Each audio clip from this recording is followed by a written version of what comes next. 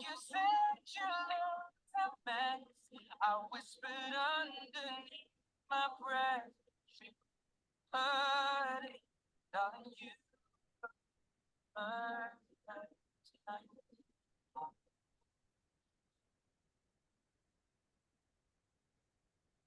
I found a woman stronger than anyone I know. Prof. Irfan, good morning. Yeah. Good morning, Jesse. Oh, yes. Good morning. Dr. Yosephine, here we have Prof. Irfan, Professor Irfan. Good morning. Good morning, Professor Josephine. Irfan. Yeah. Are you fine? Yeah, good. Thank you very much. No, yeah, thank you for the opportunity to present the work. Yes.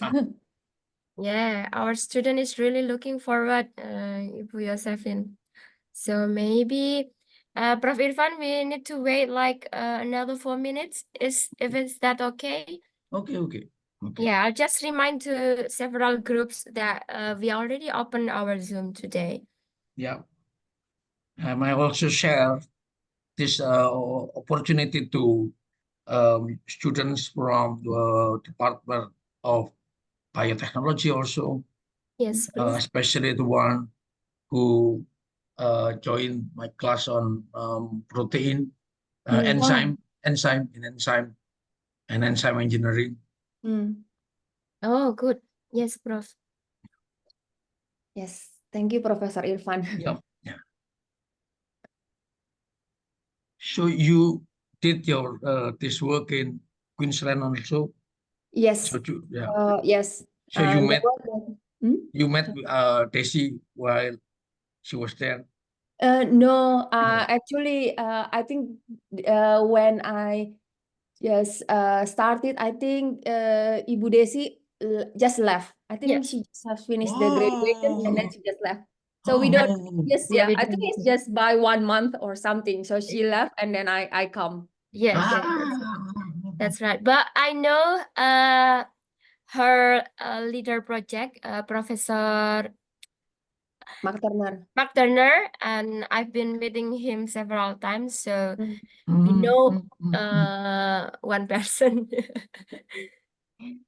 Yes. Yeah.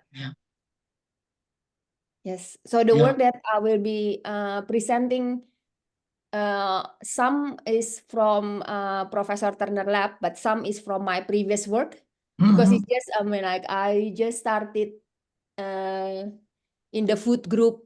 It's about 8 months, so not much result there. So from my current work, so it will be mostly from the previous work, but yeah. We started in Indonesia. We started such work in protein, especially for pharmaceutical. Now my son work in a pharmaceutical company in Surabaya, Pernofarm.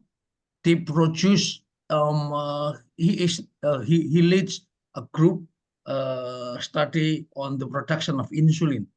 Oh yeah, that's really Because yes. Indonesian the WHO predict that in 2030 there will be a surge of a case with diabetes mellitus type 2 because we Indonesian consume a lot of sugar while also do not want to walk or a sport. Very seldom people doing such sport, so they like to like a sedentary life.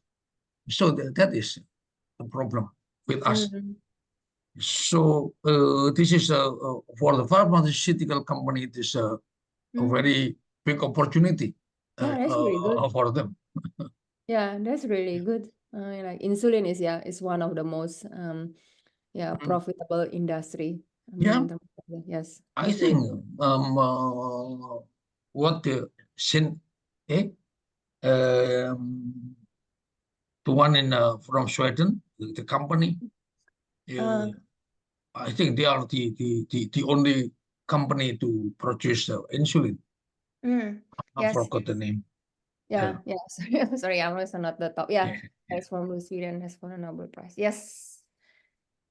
Yes, that's good. I mean, like, yeah, that's good. So Indonesia is also is We making started. history. We No, started. yeah. We Yeah, that's started to really learn. good. To study Yeah, that. that's really good achievement. I mean, like, Yeah. I mean, that's really, really good. And now that the scale, pilot scale with 30 tons environmental, 30 ton environmental. Very big. Yeah, that's really big. But actually, they should be. He said that this economic scale will be 30 or 300 ton, or I forgot. But it's It's a big the number. real scale is 10 times Yeah. from the pilot scale. Yeah. Oh, no, now 3 tons, and it will be 30 tons. Yeah. Yeah. Very big.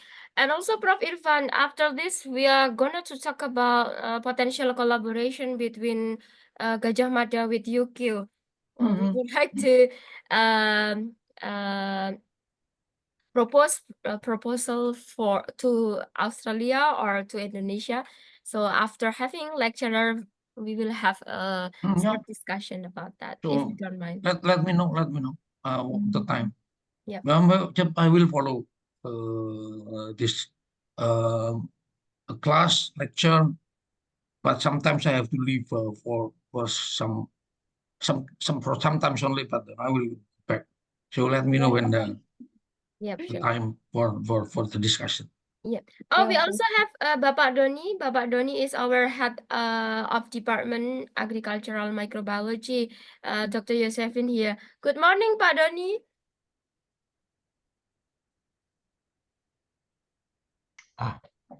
Good morning. I'm sorry, I just Good morning, Pak Doni. morning. Selamat pagi. Selamat pagi. Yeah. Yeah. Ibu Selamat. Yosephine now is in UQ, Pak Doni, and Pak Doni is our head of department, Ibu Yosephine. Ya. Selamat pagi, Pak Doni. Selamat pagi, Ibu. Ibu ini ya atau Mbak ya? Kayaknya Mbak ya deh. Sama-sama aja. Sama-sama aja. Ibu dua anak. Iya, udah ibu dua. Ya kalau Ibu biasanya dipanggil Mbak aja gitu kan, biar masih muda begitu. Terima kasih loh, Mbak Yosephine ya. Thank you Oh very ya, much. sama-sama. Saya juga makasih atas kesempatannya. Udah dikasih kesempatan untuk presentasi. Ya, ini kayaknya ada partisipannya banyak loh, ini ada 90. Banyak loh, 90 loh. Ada 90. Wow. Iya. In this early morning. Kayaknya marketing, ini mah marketingnya Ibu Desi yang lebih gencar. Enggak lah, temanya bagus banget memang. And this is 7 o'clock in Indonesia anyway. And yeah, I'm amazed. 91 is a lot for 7 o'clock in the morning. Yes. But the topic is really good, and you have been publishing in Nature publisher, and that's really nice to see your PPT and your research, Ibu. Okay, it's time. Maybe it's time to go. 7. Okay. Yes. 10. Okay. Okay, Yeah. I will open today's lecture. Okay, good morning, everyone. Thank you very much to attend this general lecture by Dr. Yosephine Gumulya from School of Agriculture and Food Sustainability. So today we would like to discuss about microbial and protein engineering for industrial application. So Ibu Dr. Yosephine, good morning. Good morning.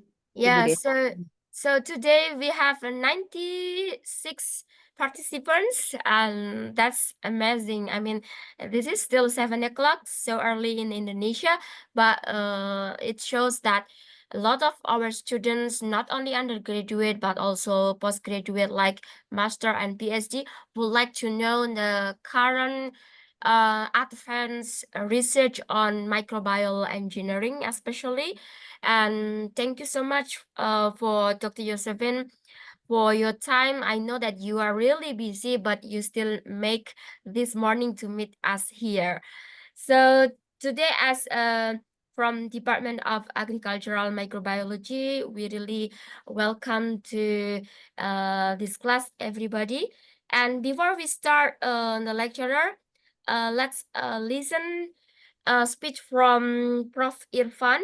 Prof. Irfan is one of our professor in Department of Agricultural Microbiology, and he has been conducting some research on proteins and microbial engineering. So, Prof. Irfan, the time is yours, please. Thank you very much, Desi. Good morning, Dr. Yosephine Gumulya. Good morning also, Desi. Good morning, Dr. Tony.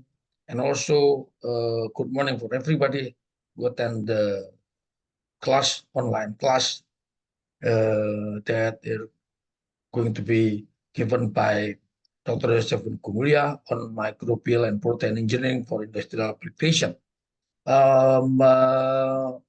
Might be microbial engineering is somehow, we are a bit familiar because we started to have such kind of engineering on microbial a bit, might be 10 to 5 years ago started, for example, on the production of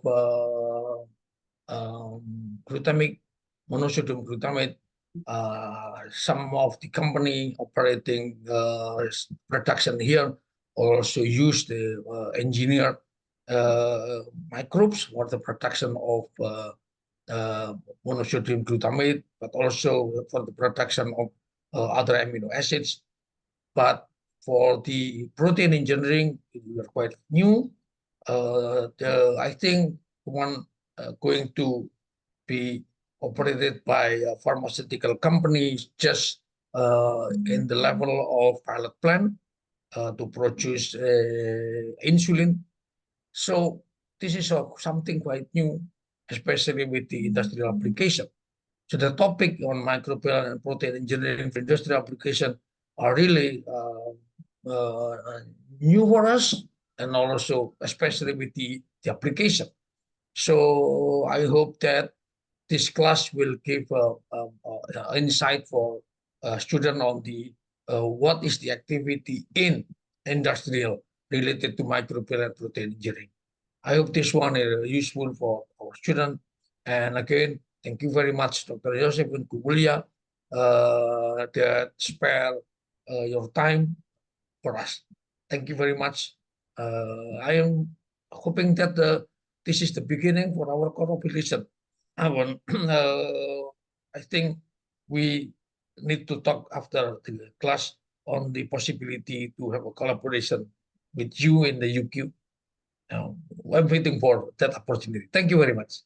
Thank you. Thank you very much, Prof. Irfan. Yeah, that's right. After this, we can have a discussion about the potential collaboration between UQ and UGM. Yeah, anyway, we have reached 100 participants. This is very Wow. good. That's a lot. Yeah, thank you so much, students from Faculty of Agriculture, Microbiome in Agriculture, and then Physiology, Microbial Physiology, and then also student from study program of biotechnology, postgraduate. Thank you so much for attending today's lecture.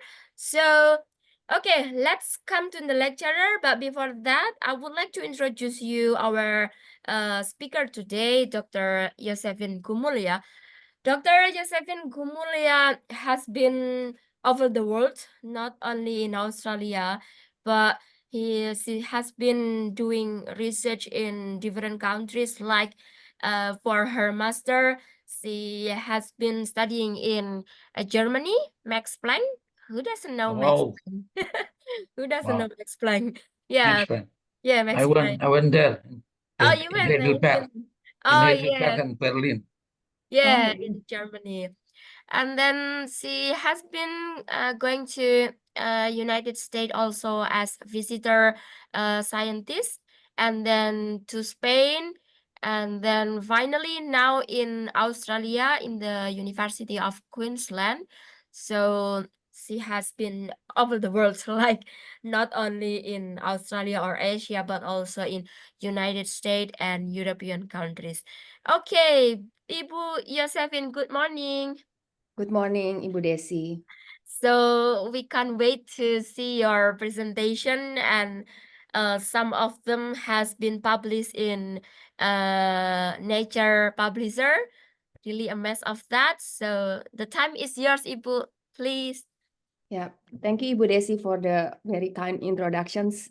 So yeah, good morning, everyone, and thank you for your time, and thank you for the opportunity to present what I have been doing in the past years, which is in the field of microbial and protein engineering. So, wait. So I was Ibu, going to introduce myself, but I think Ibu Desi already introduced myself perfectly. So I think I'm going to skip this part. I'm just going to start with the lecture.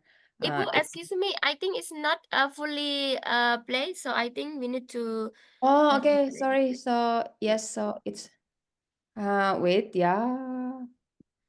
I think we need to end show and then start. Like Yep, this. yep. Yeah. Okay. Yes. Sorry. So it's now it's clear. Yeah. Okay. It's Yes. clear now. I think I'm just going to wait. Yeah. Okay, so protein and microbial engineering it has been used in various industrial applications, such as for the white biotechnology. Many industry has used protein engineering for the productions of chemicals and also fine chemicals. In the red biotech industry, people has used protein, enzymes, and microbes for the productions of drug and also drug metabolites. Whereas in the green biotech, people has used enzymes and microbes for various environmental bioremediations applications. Wait, now how can I? No, sorry.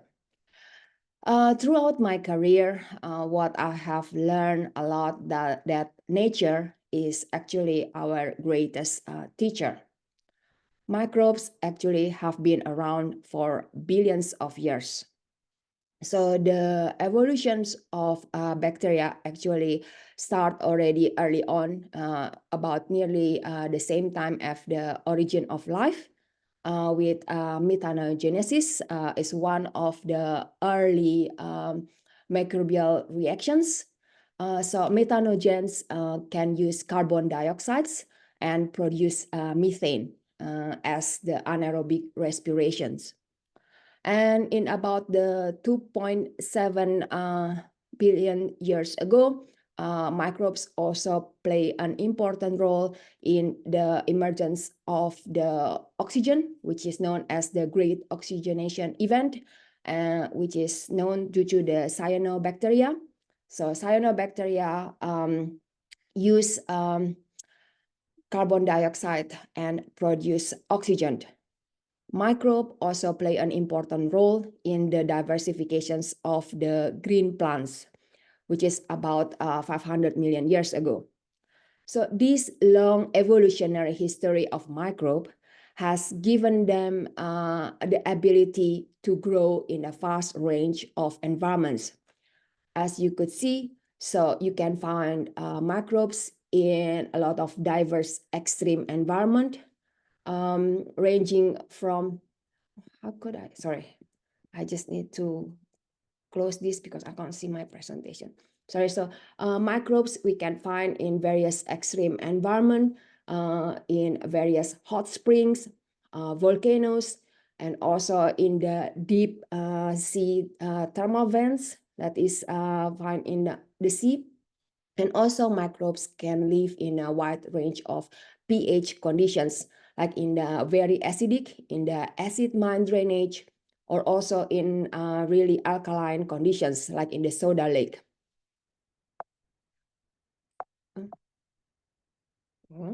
Sorry, yeah.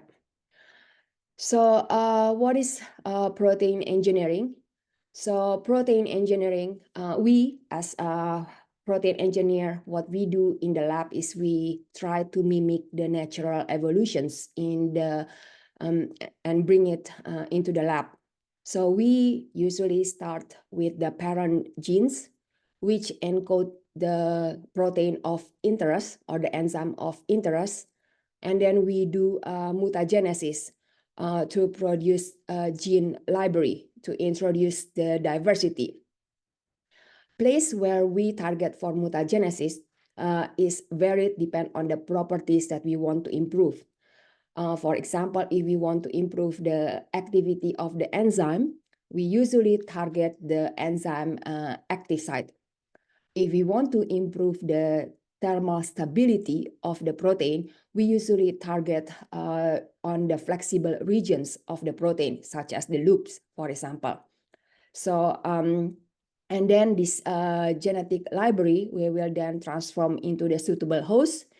And then, so we create a protein library, and then we will screen them according to what properties that we want. So for example, the activity against certain substrate, or for example, increasing stability against temperature, for example.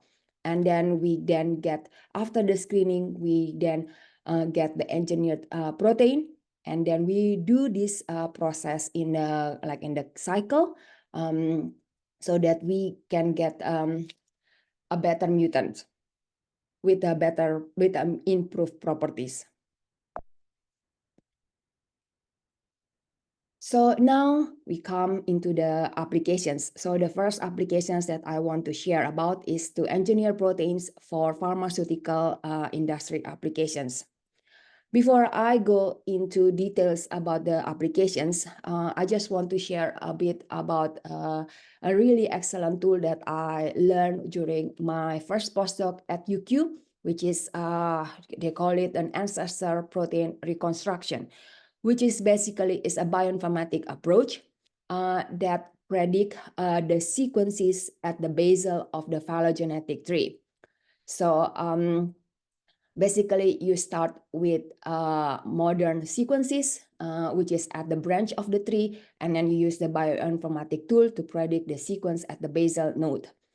In the old days, you can use a stepwise PCR to assemble the gene in the lab.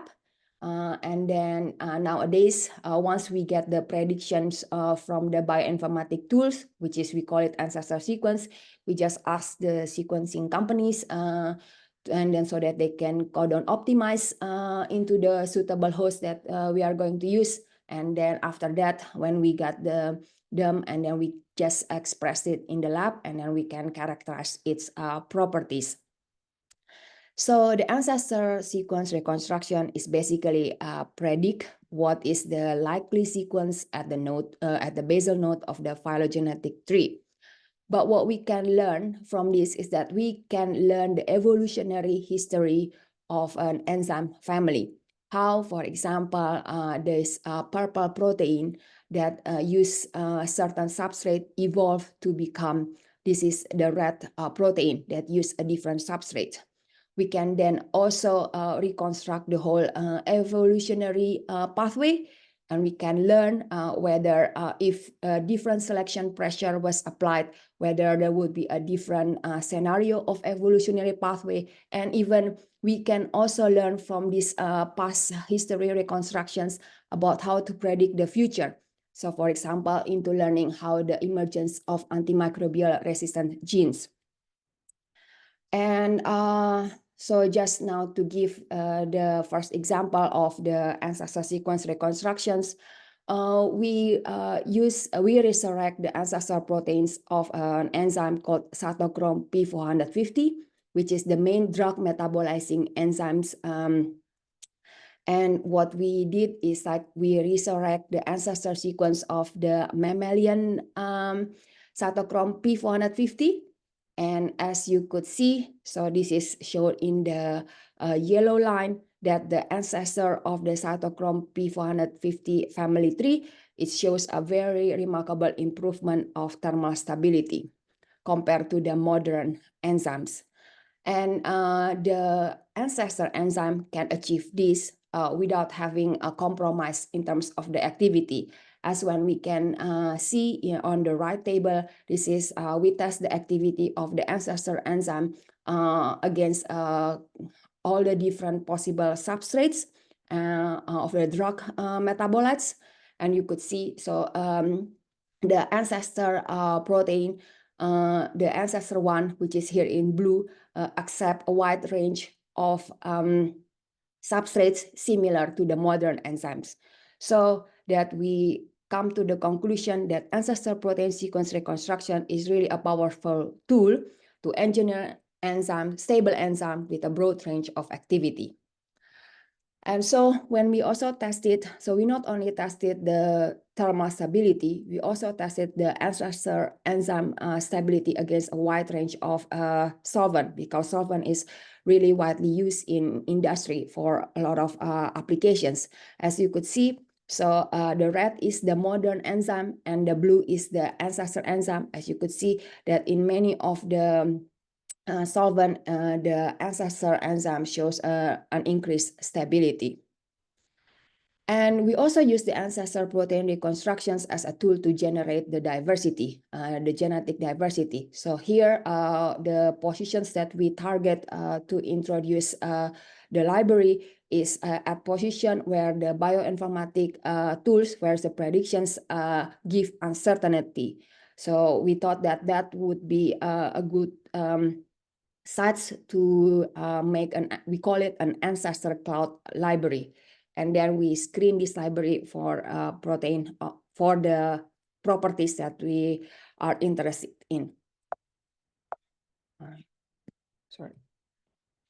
Yes, so the second example of the ancestor protein that we reconstructed is an ancestor of an enzyme called keto. Sorry, I can't see my.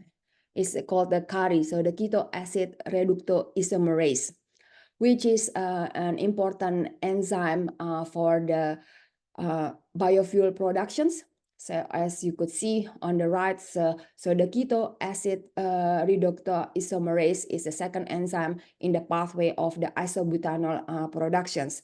So here again we reconstructed the ancestor, the last common ancestor of the keto acid reductoisomerase family 2. And as you could see that the ancestor KARI, we call it them KARI, show us a remarkable improvement of stability.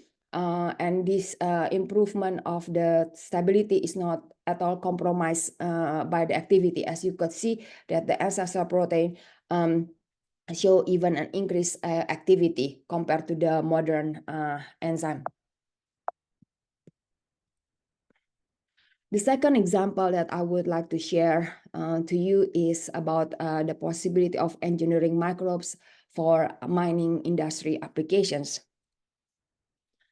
So in the recent decades, as you could see that the quality of the mineral resources has become poorer and poorer. So the grade, they call it in the mining industry. So now they get the low grade ore. And because of that, the mining industry need to turn to they call it the waste, the lower grade ores to meet the increasing demands of metals. And by doing this, they fulfill the concept of the circular economy, which turn the residual waste, the low-grade ore, into the raw materials. So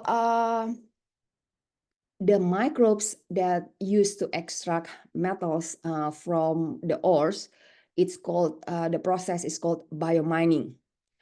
Basically, the biomining process is an oxidation and reduction reactions catalyzed by microbe.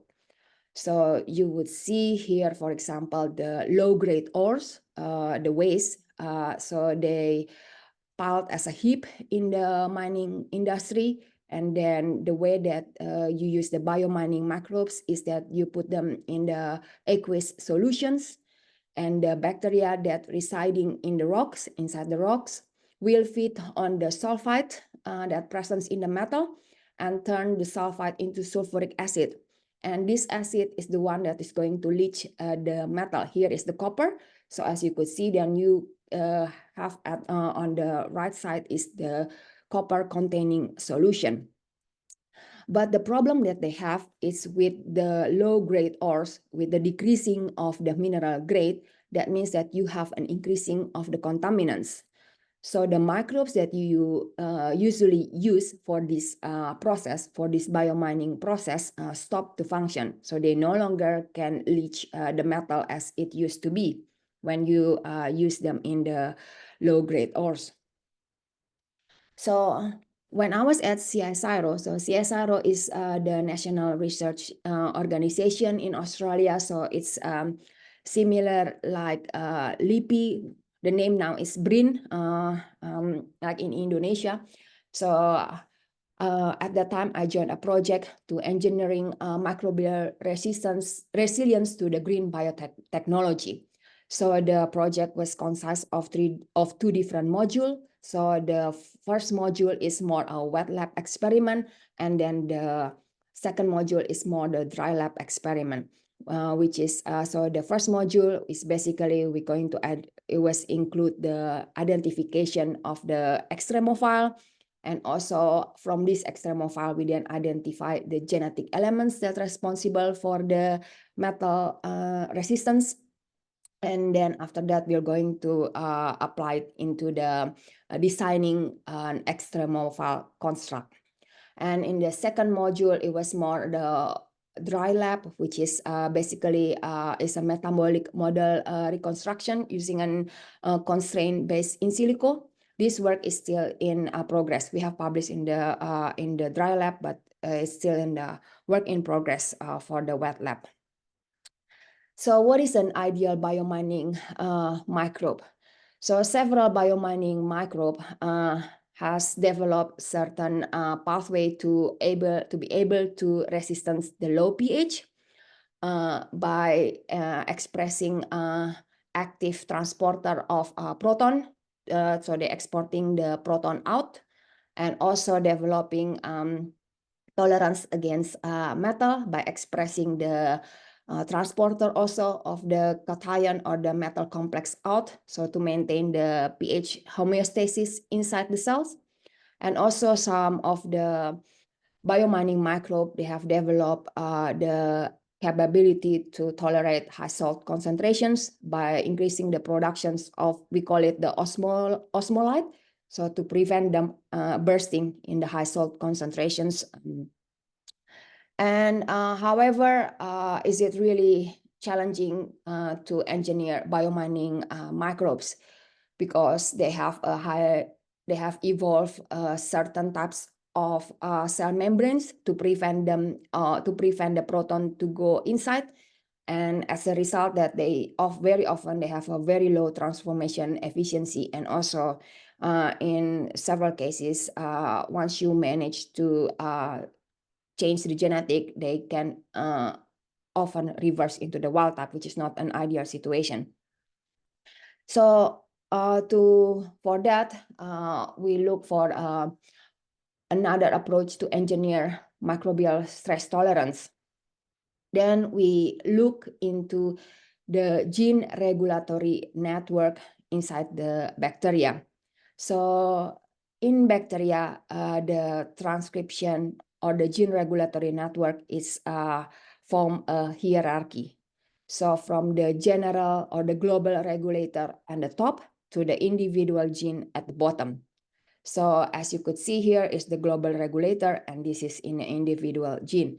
So we built the hypothesis that if we modify the key regulators at the top, the global regulator, we can then influence the expression of the multiple genes downward simultaneously.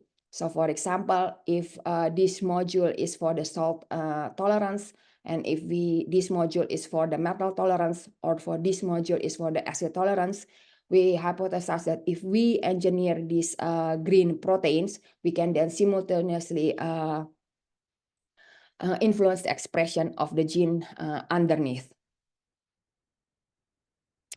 So this is what the global transcription factor that we are aiming to engineer.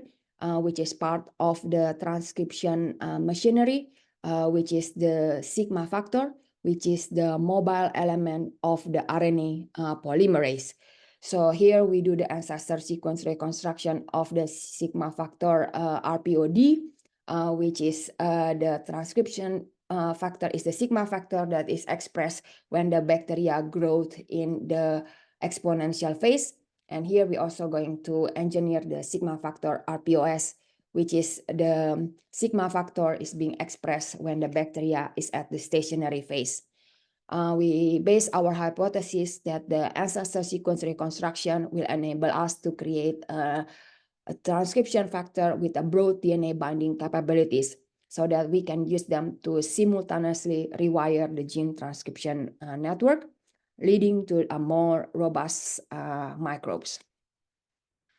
During my work at CSIRO, I have privilege to extend our work not only to the minerals on Earth, but we also have tried to whether we can use biomining microbes for space applications. So as you probably already heard that NASA with the Artemis missions going back to the moon, they have explored to build human habitats or life support, including the food productions, medicines productions, and waste recycling. Our work is mainly focused on the in situ resource utilization, which is basically use the microbes to extract the minerals or metals from the regolith so that we can use it for the materials constructions in space. So here is the, we use an equipment that can simulate the microgravity conditions, like what we find on the International Space Station or at the moon. So here is we grow our biomining microbes in the presence of the regolith. So regolith is like the soil in the moon or in the Mars. So just to give an example, so here is when the microbes is grown with the MR is the Mars regolith, and then LR is the lunar regolith. So, and then here the gray one is the presence of the metal after incubating 20 days with the microbes. You could see that it has a higher metal extraction than the abiotic control. So this is a very interesting outcome because silicon is also can be used for solar panel, which is an important things to make when you are in space.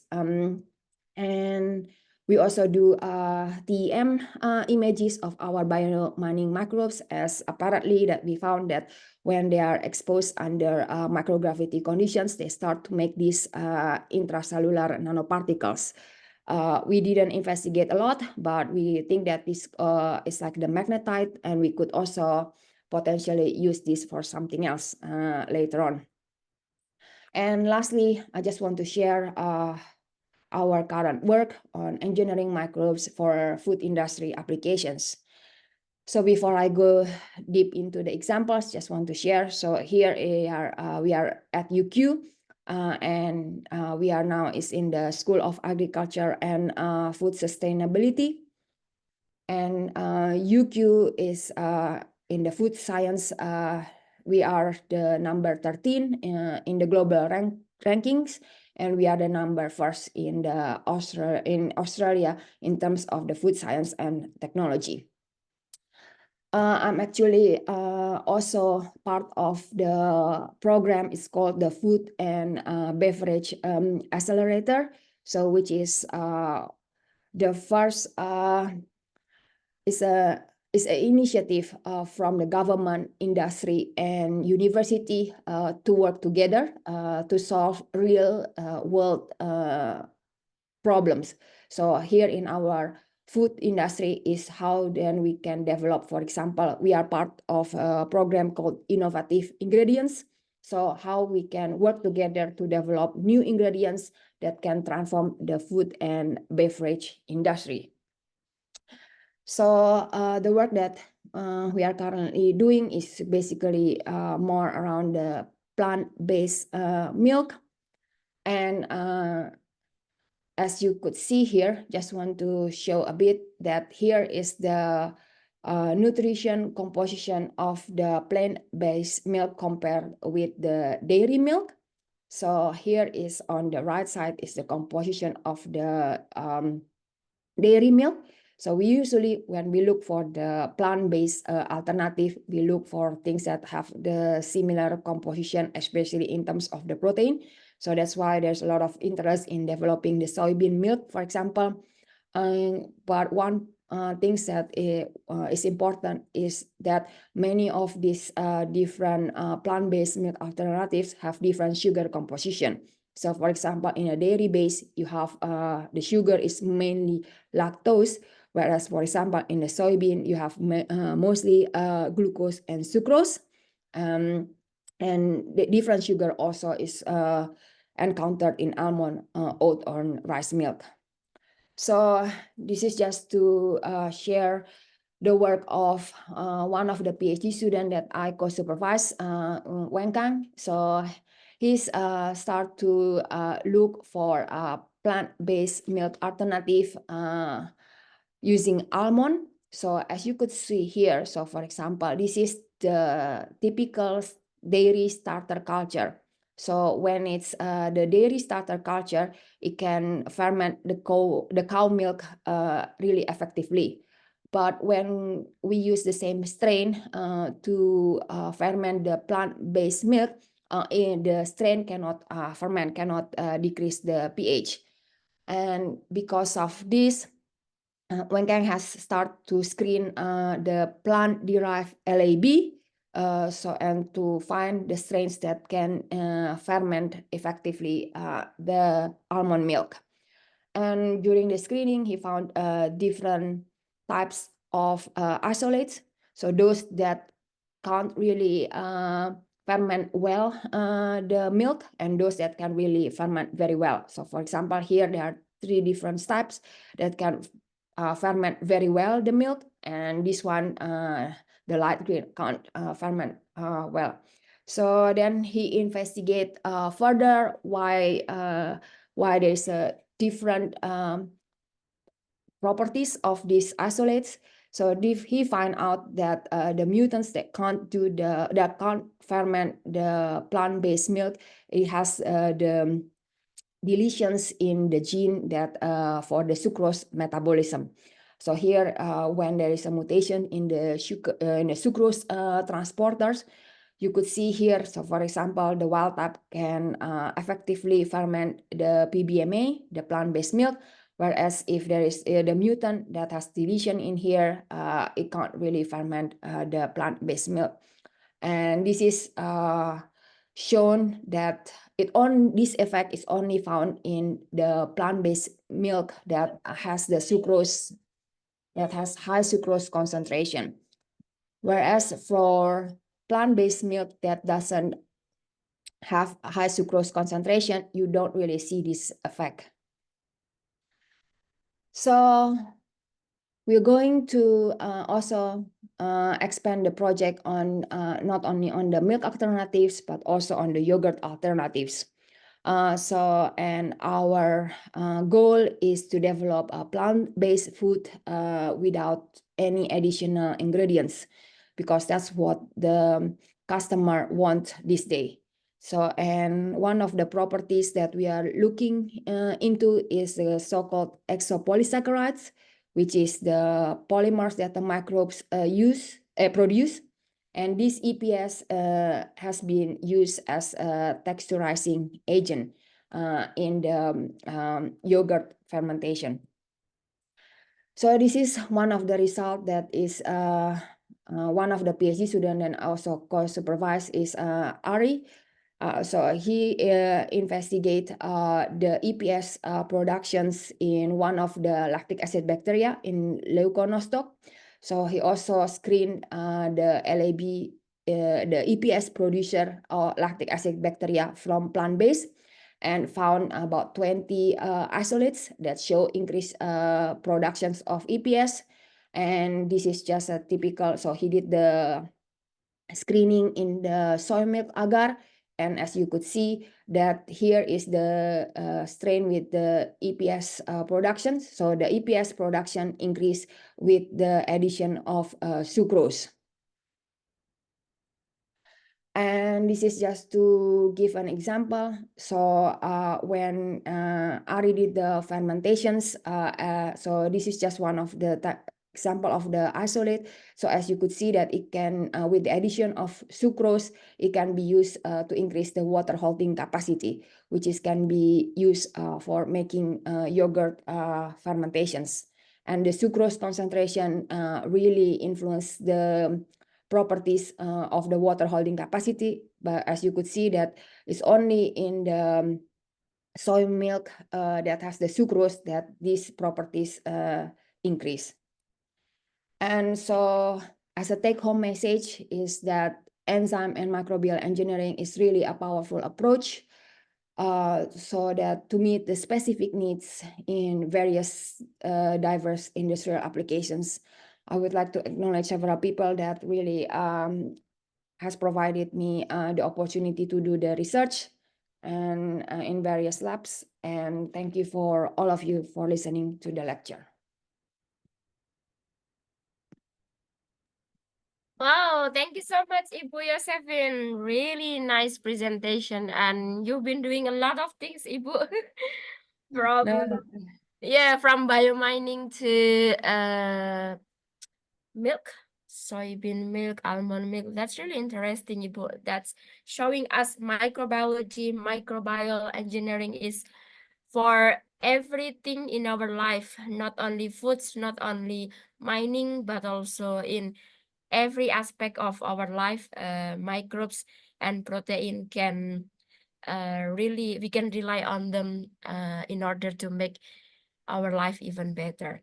Thank you very much, Ibu Yosephine. It was really a nice presentation and very clear. Okay, maybe we need to go to the Q&A session. Please, Bapak Ibu or maybe students, if you have any concern, question, or discussion, please just pop up and then you can raise your hand and please have question, or even you can chat it on the chat box and I can read it. However, if it will be better if you can just pop up and raise your hand. Yes, please. Any question here? If not, maybe from me first, Ibu Yosephine. It was interested in your presentation about the milk.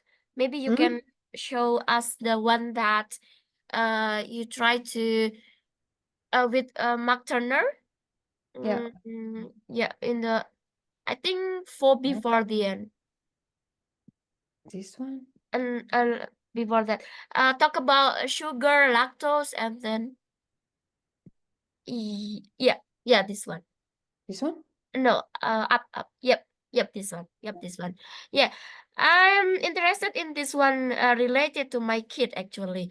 Here that mentions soybean milk, almond, oat milk, rice milk, and bovine milk. The sugar content is different between glucose, fructose, sucrose, maltose, and lactose. And from this part, is there any, how to say, consequences of or implication to the kids nutritional value, Ibu? I mean, if it is a lot of glucose, maybe it will not really good, but lactose maybe will be better, or maybe sucrose, maltose, or fructose is a better idea, or any idea based on this result that can be related to kids nutritional value, maybe, Ibu?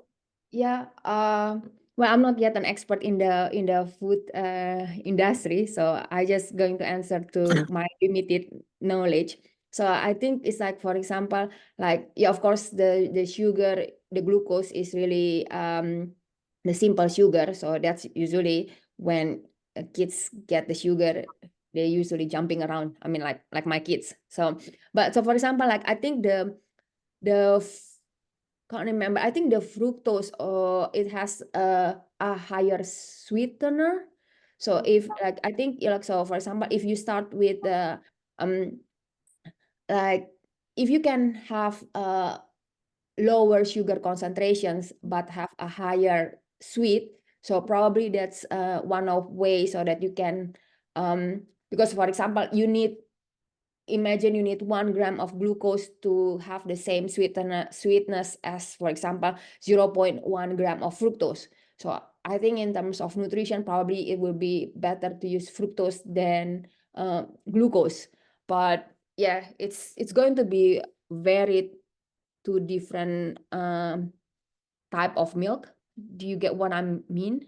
It's Yeah, I can more get on the it's more on the because like the kids or I mean even we adults we take food because we like the flavor. I mean we Yeah. like the texture, we like the flavor. So I think like if the sugar basically is because of the sweetness, right? So if we can choose something that give higher sweetness but it's not much, probably is preferable. But I also not sure about what is the metabolism resulting from that. So yeah, I just know from the sensory perspective. Yeah, that's really nice of you. Okay, Ibu, actually we have here Bapak Muhammad Zainal Abidin who raised his hand.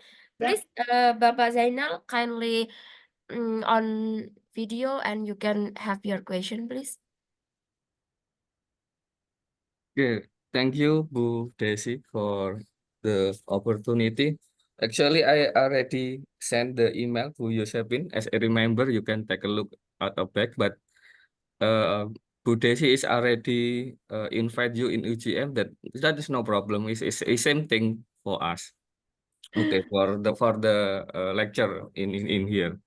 So actually, I would like to interest in the first topic about the protein or enzyme engineering because I remember that I did in the past for during my PhD, and also I recall that the oldest person from Max Planck as well, but I don't know you recognize or not Marfet Rich.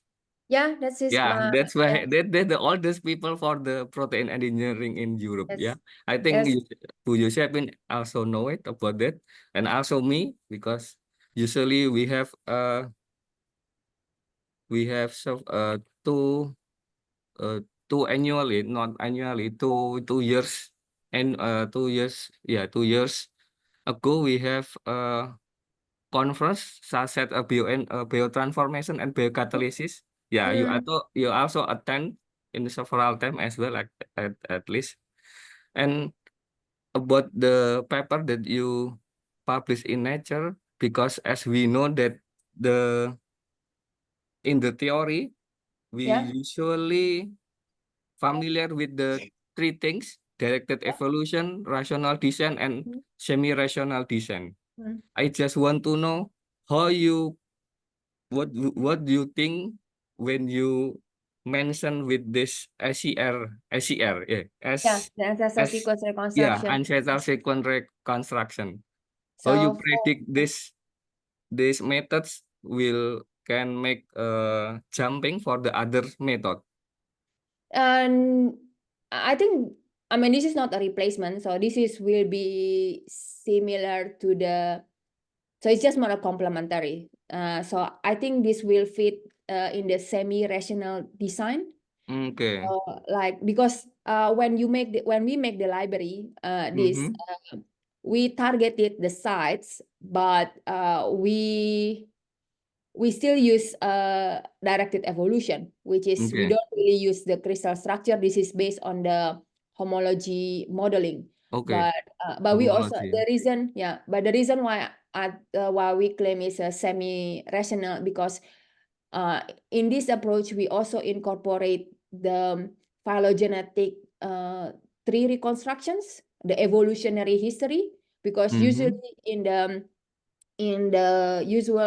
conventional directed evolution or the protein engineering, you usually don't take into account this information, this phylogenetic tree informations, because what you see is just you get the protein, the sequence that you want to improve the properties, the enzyme, and you look at the active site, and then you see first if you have the crystal structure or not. I mean, that's more on the rational design. Yeah. And then you target the pocket or target the sites that, for example, for increasing the stability. But that's it. I mean, like, you don't really look at other homolog in the same family. You don't really see the evolutionary history, because, for example, like in the I can go, this is a slide probably.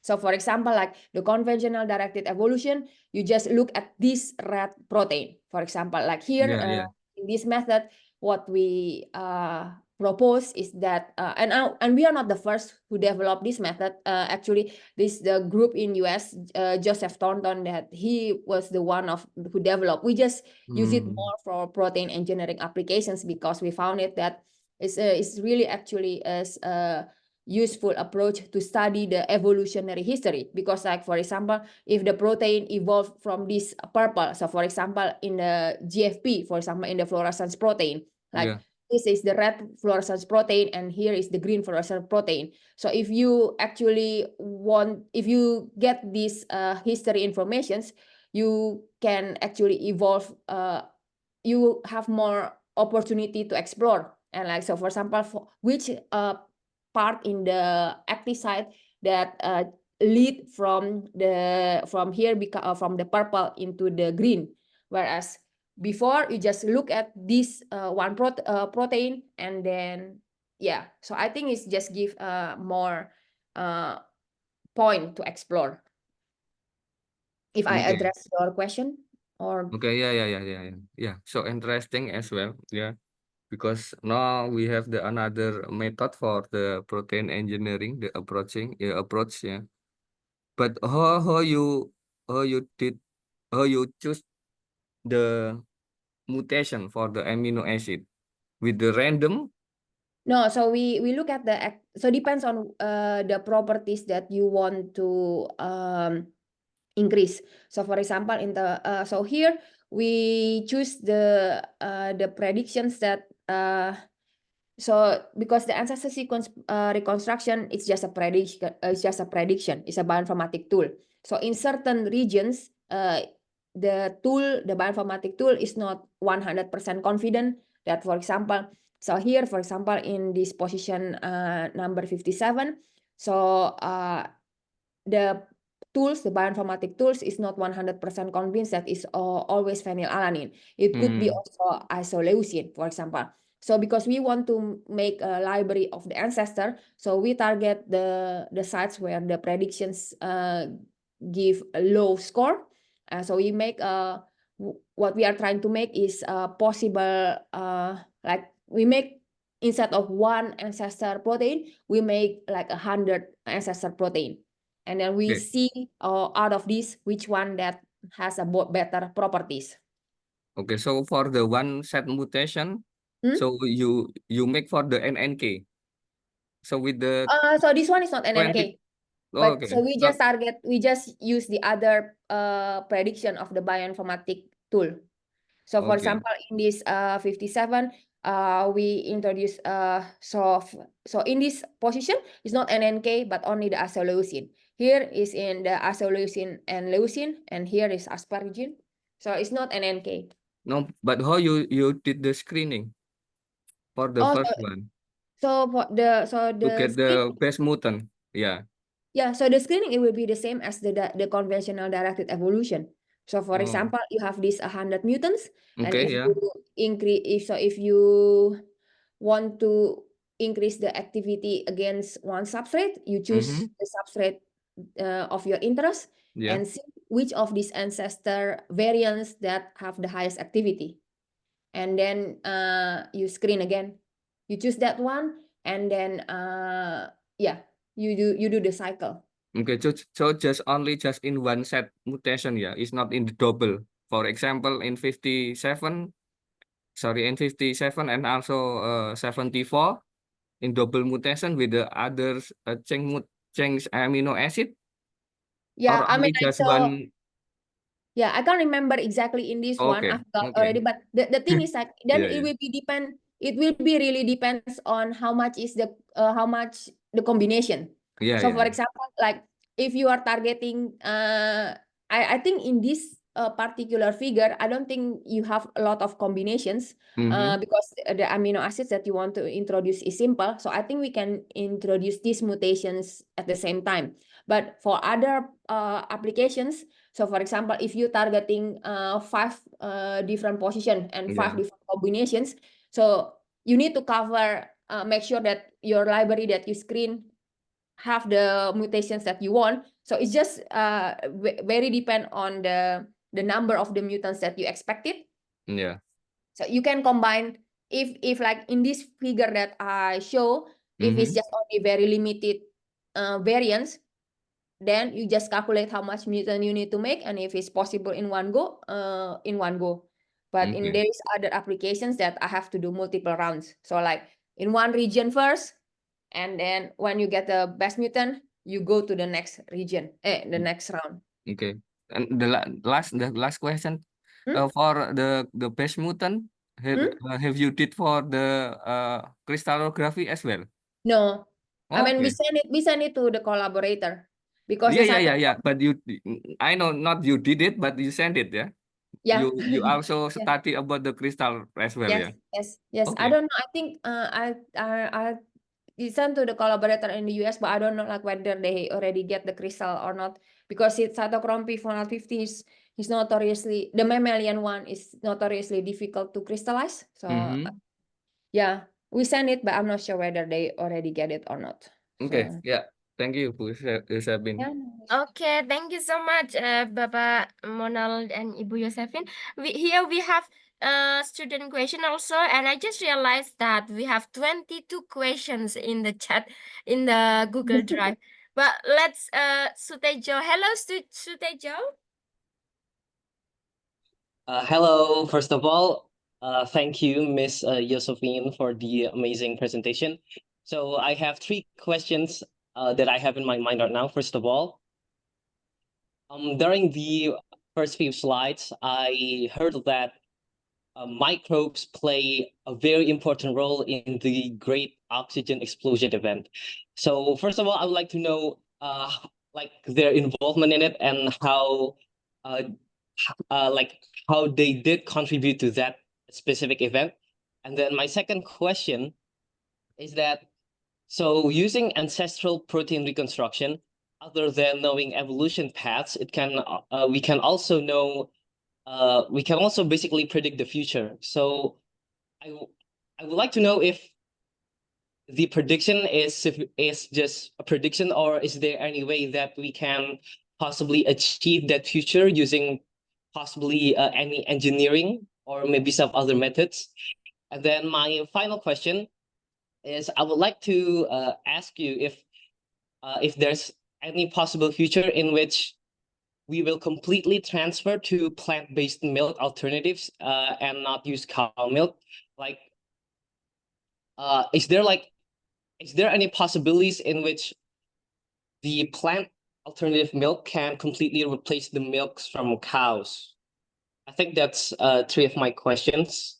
Thank you very much for giving me the opportunity. Yeah, okay. So just to answer the first question, so is for the microbial. So here is that so my knowledge is also limited. So as far as I know, that the microbial play an important role in the emergence of the oxygen is through the cyanobacteria, because cyanobacteria, so it's the appearance of the cyanobacteria is about this time, 2.7 billion years ago. So the cyanobacteria, so microbe before they use anaerobic respiration, so the methanogens, so they use the carbon dioxide and produce a methane. And then they evolve, which is the cyanobacteria, about 2.7 years ago, and then they can use the carbon dioxide and then to produce oxygen. But so it's, of course, then it's 2 different microbes, so they have completely different metabolism, and that is part of the evolutionary history.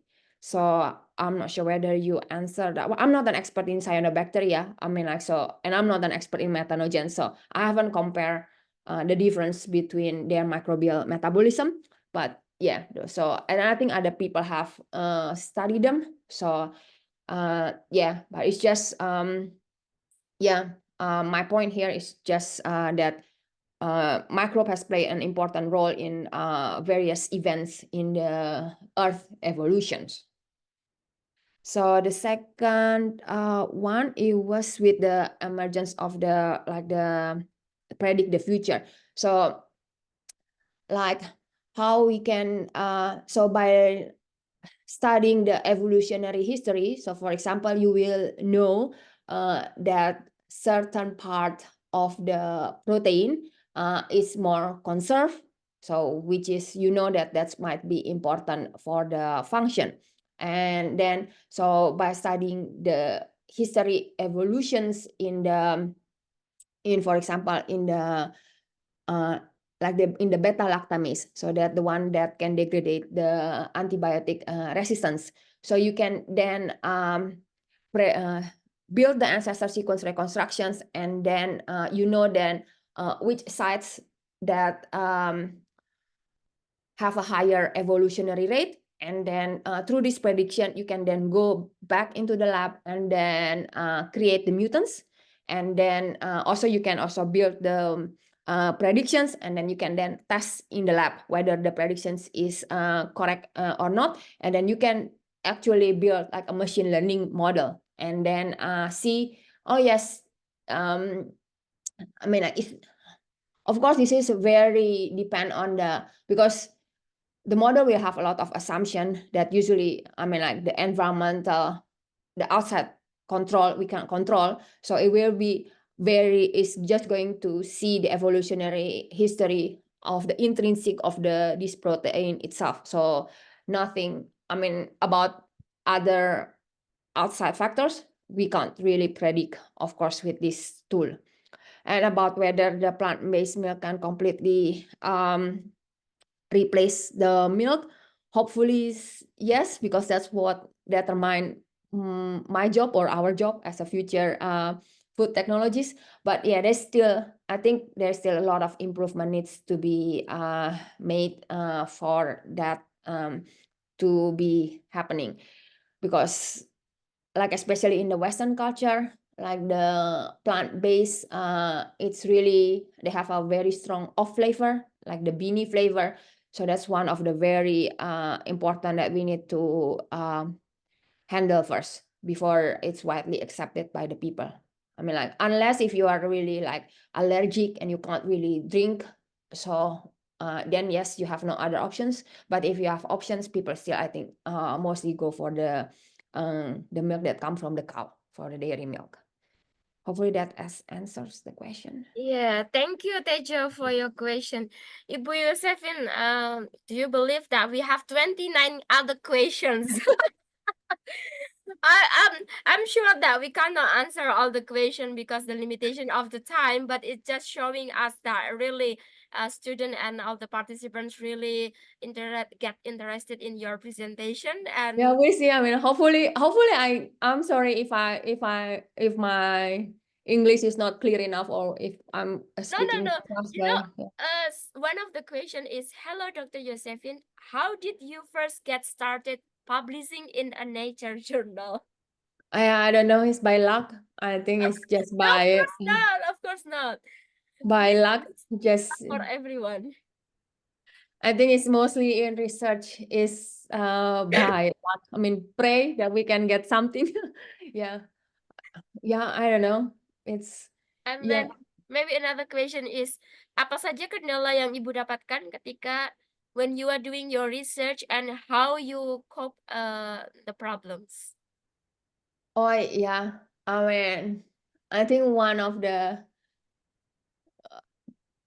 I think research is really, I mean, out of 100 experiment, especially in the synthetic biology field, you only get one result out of the 100.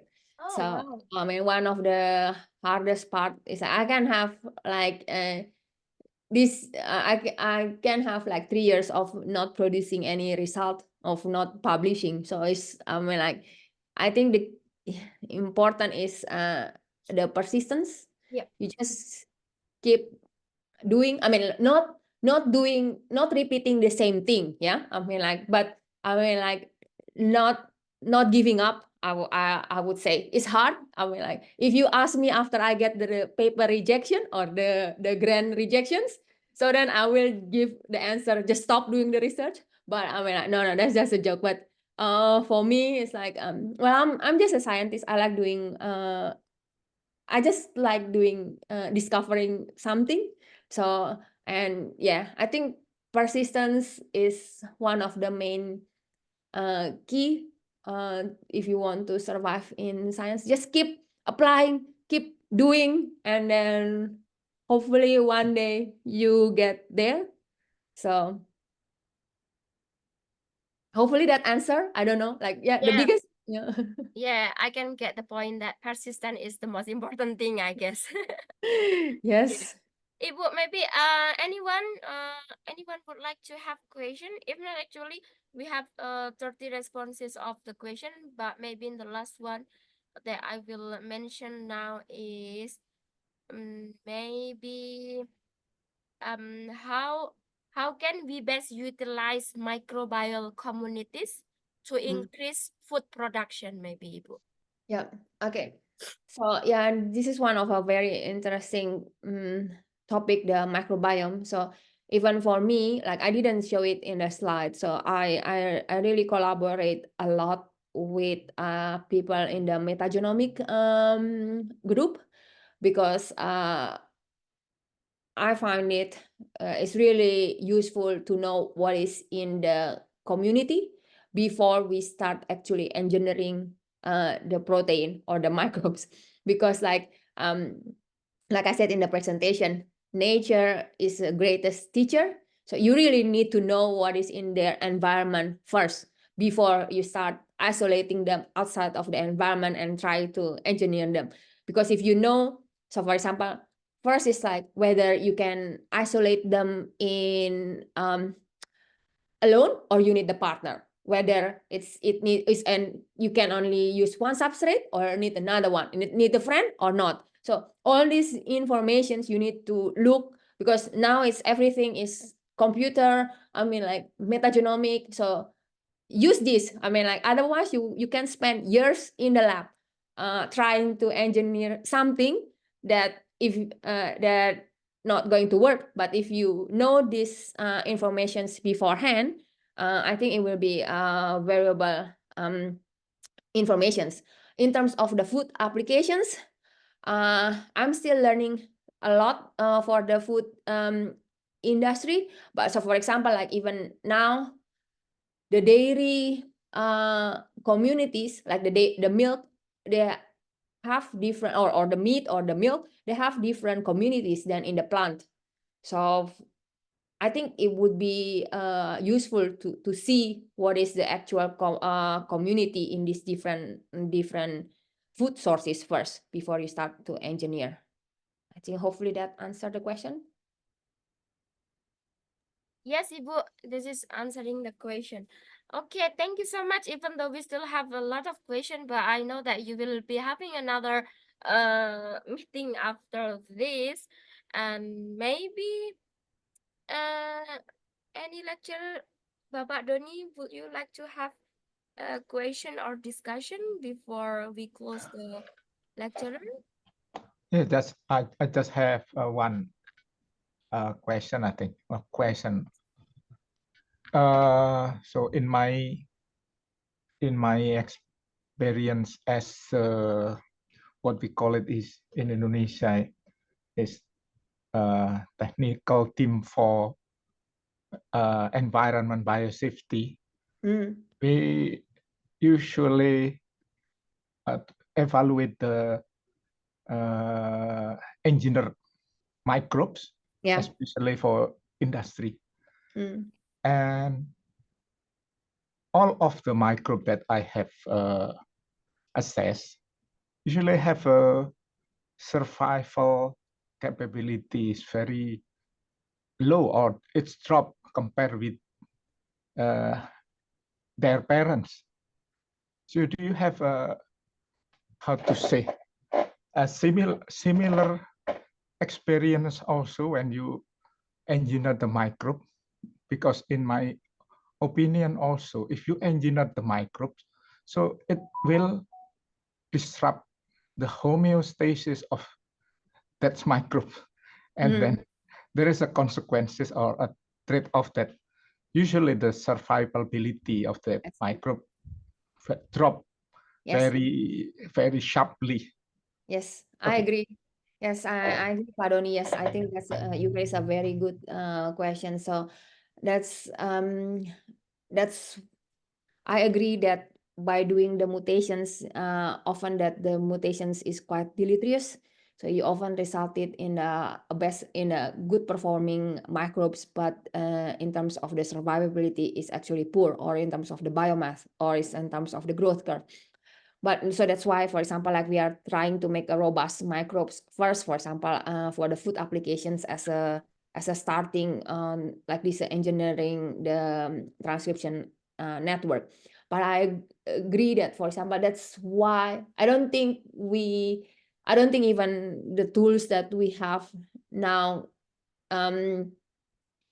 we can improve the microbial performance to a certain degree, but I don't think we can match against the nature. So that's why I think like most of the applications will be still in the closed environment, the bioreactor, which is it's not as harsh as the outside environment, to be honest. So because like in the bioreactor, usually you provide them with a lot of food. I mean, that's why it's really expensive. Yes. So optimize the yes, environment for growth. and but I think it's it's suitable too, because it's like, I mean, like at the moment, like many of the applications with the GMO is also restricted. Like for example, in the biomining microbes, you can't use any GMO for outside just dumping it into the open pit mining, for example. You can't. So you basically just going to use it inside the closed environment. So like even though, but so if you manage to engineer microbe robust enough so it can be used in a bioreactor but having a good performance, I think the industry still use it. So I mean, there is an opportunity in there, even though the microbe, if you release into the environment, die. If you get what I mean.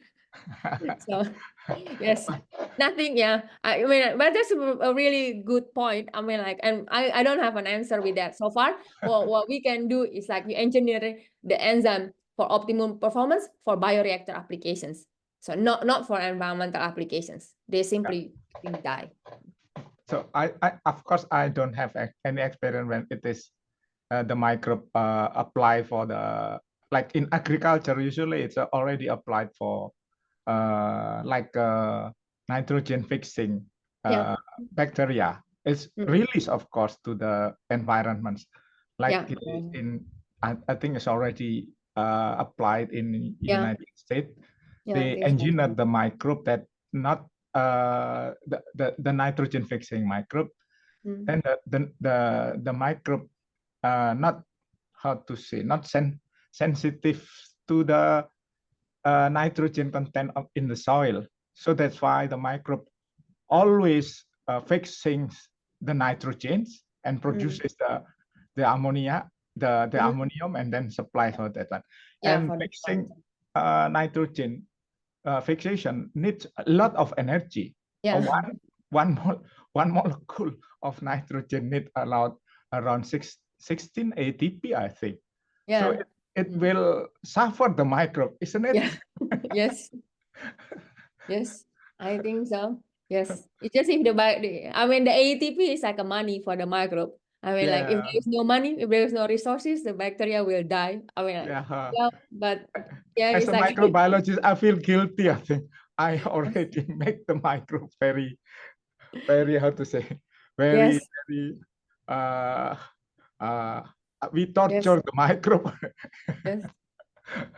So we have to pay a lot for the for the microbe, I think. Yes. forgiveness. Yes, yes, that's true. Yeah, we can just ask forgiveness if every time you're doing the experiment. I'm sorry, I'm torturing you to use the non-optimum substrate. I know you have to work hard for me.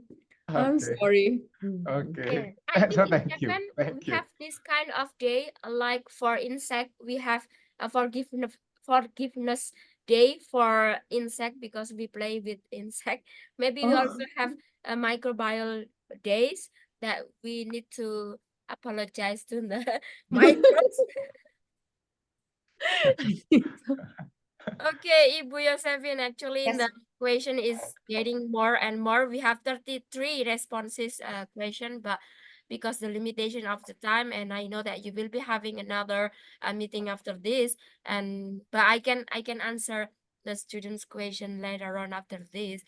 But really, thanking you so much, Ibu Yosephine. The topic is really nice. Your presentation is amazing, and your experience in publishing in Nature really motivates us to do more. And as you said before, that resilience is the best part of a journey because we can do research without this resilience. Okay, maybe before we closing the lecture, we need to talk and we need to take picture together, and we can have documentation of today's lecture. Vino, can you please help us to do screenshot of our picture? And everyone, hey student, can you please open your camera so you will be recognized in this meeting? That wherever you are, don't worry, even though you are still at home or you are in the cafeteria, but please make sure that you are on the video. And Vino, can you please help to take the Okay, because screenshot? Vino, is it okay to screenshot now or wait for the others to turn on the camera? with just screenshot with all students.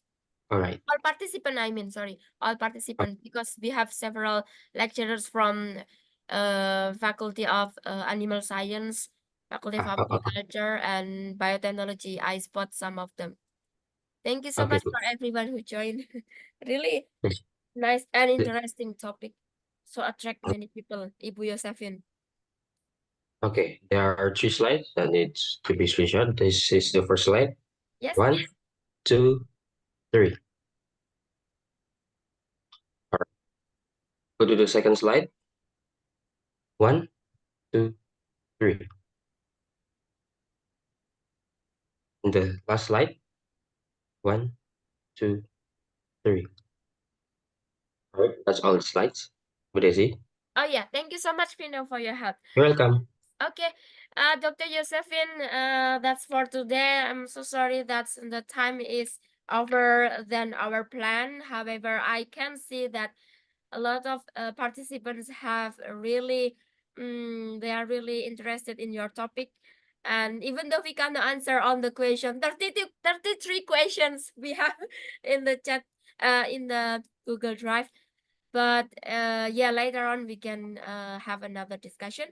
Thank you so much, Ibu Yosephine, Dr. Yosephine, for your time. It's really motivates us to do more research.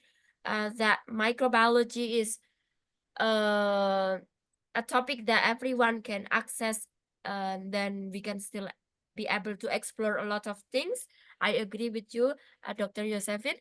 So thank you very much for your time. And students, you are welcome if you would like to leave today's Zoom. Thank you so much for your participation. However, lecturers, if you would like to stay here just for short communication with Ibu Yosephine for the next collaboration, you are also most welcome to stay. Okay, student, thank you so much for your time and have a good day.